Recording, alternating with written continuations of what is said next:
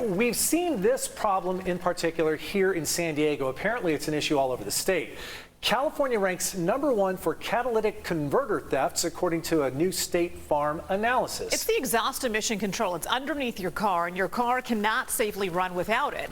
Lawmakers have introduced several bills to help stop these thieves. Political reporter Morgan Reiner joins us now with the details on this. Morgan.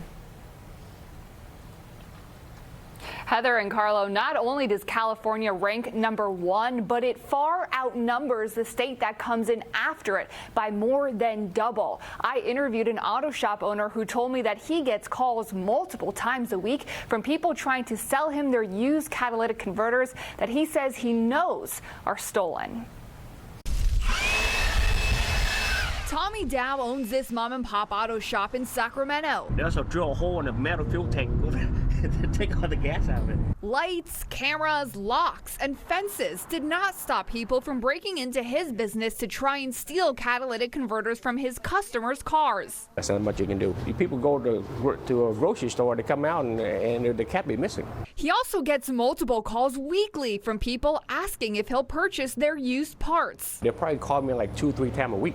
You know what I mean? They'll ask you guys buy used cats? And I always say no, because I know it's probably stolen off another somebody else's car. Tommy told me that there are certain safety measures you can put in place, like putting rebar around your catalytic converter or even wiring. But at the end of the day, he says that's only going to slow them down for a few minutes. It won't stop them altogether. So easy that Tommy's shop is just one of at least 5 on this one road that thieves targeted. It's extremely expensive. The Toyota pickup truck was over $3,000. The Ford pickup truck was no longer available. Expensive for Tom Padgett's customers and expensive for him. My insurance had been canceled because of the loss, the amount of cost to the insurance company.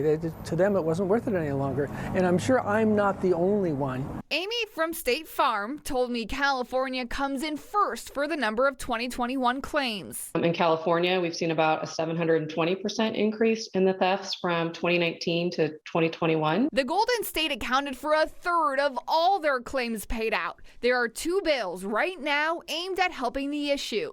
SB 986 would require dealers or retailers to mark the converters on new cars with the vehicle's identification number. The people who buy them don't care if there's ID numbers on them. AB 2398 would make it a crime to possess a catalytic converter detached from a car without documentation. They need to start with whoever it is that's purchasing them, and if they have no value any longer or there's no place to sell them, I think it'll die down. Some of these business owners told me that they've seen the thefts live on their video cameras or actually in person. But by the time the police get there, it's too late, and then it's hard to move forward from there. Now, experts told me it's best to park in a well-lit area. But again, these shop owners are telling me they've seen it happen in broad daylight, Heather and Carlo.